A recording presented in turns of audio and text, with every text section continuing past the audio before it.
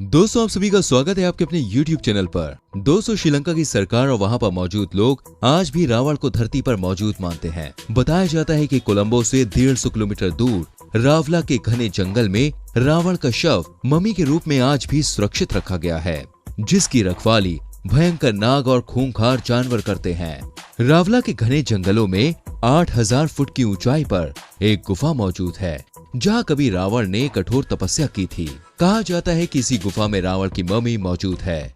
रावण का शव जिस ताबूत में रखा गया है, उस पर एक खास किस्म का लेप लगा है, जिससे वो ताबूत हजारों सालों से जैसे का तैसा है।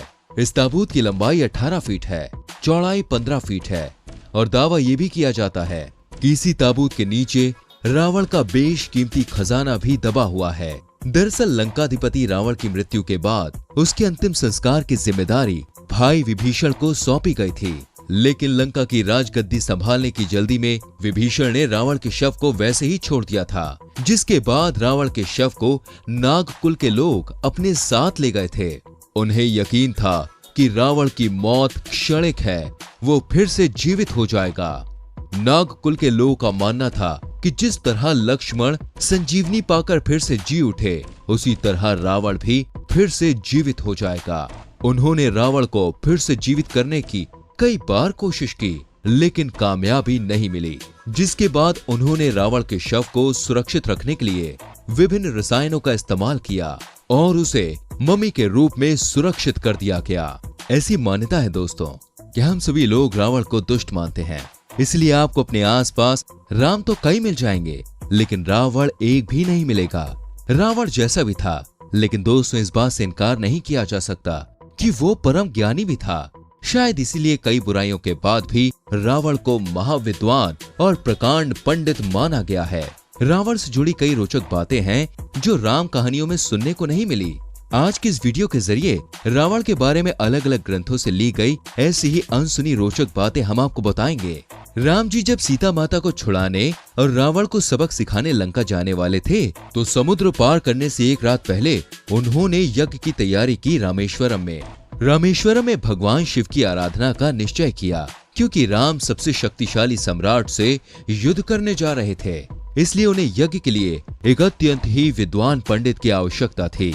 प्रभु श्री राम को जानकारी मिली कि रावण खुद एक बहुत बड़ा विद्वान है। फिर उन्होंने रावण को यज्ञ का न्योता भेजा। रावण शिव जी का बड़ा भक्त था, इसलिए वो शिव जी के यज्ञ के लिए मना नहीं कर सकता था। इसके बाद रावण रामेश्वरम पहुंचा और उसने पूरे विधि विधान से यज्ञ पूरा भी करवाया।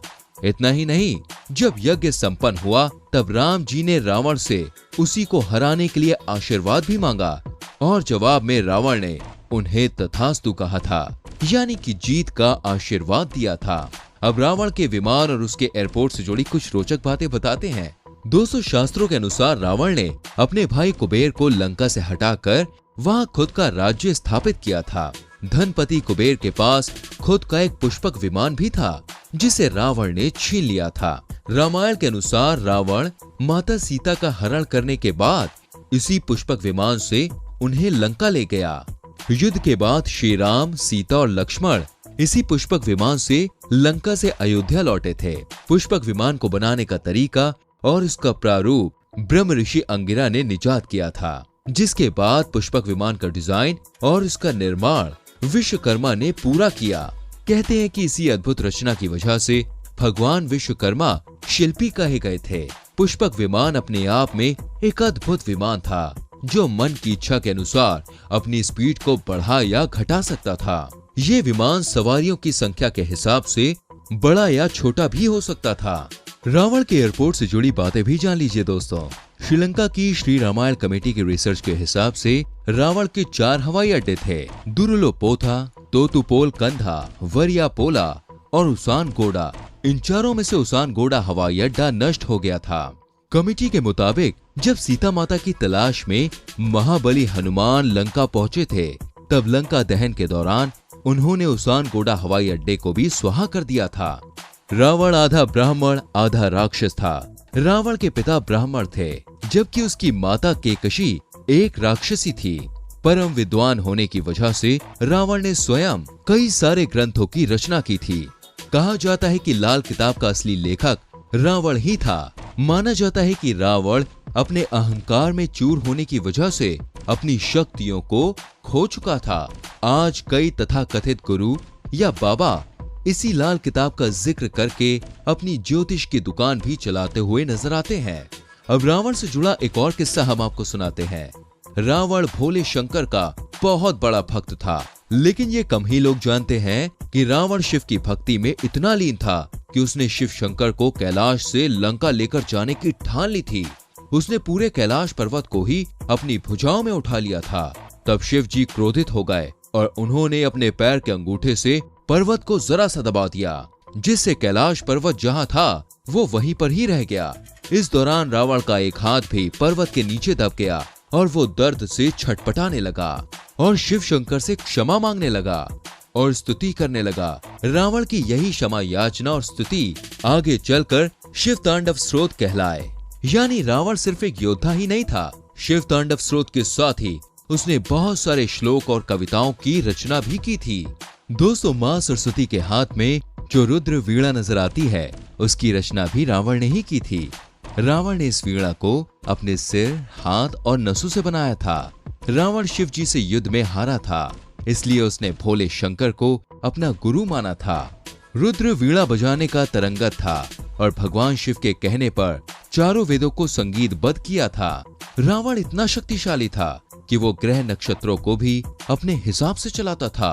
अपने पुत्र मेघनाद के जन्म के समय रावण ने नक्षत्रों की दिशा को अपने हिसाब से लेबद्ध किया था, ताकि उसका होने वाला पुत्र अमर हो सके। लेकिन आखिरी वक्त पर शनि देव ने अपनी चाल बदल दी थी। रावण इतना शक्तिशाली था कि उसने शनि देव को भी अपना बंदी बना लिया था। अपनी ताकत के नशे में चूर रावण ने तो मृत्यु को भी कैद कर रखा था। दोस्तों, क्या आप जानते हैं रावण का साम्राज्य कहां तक था?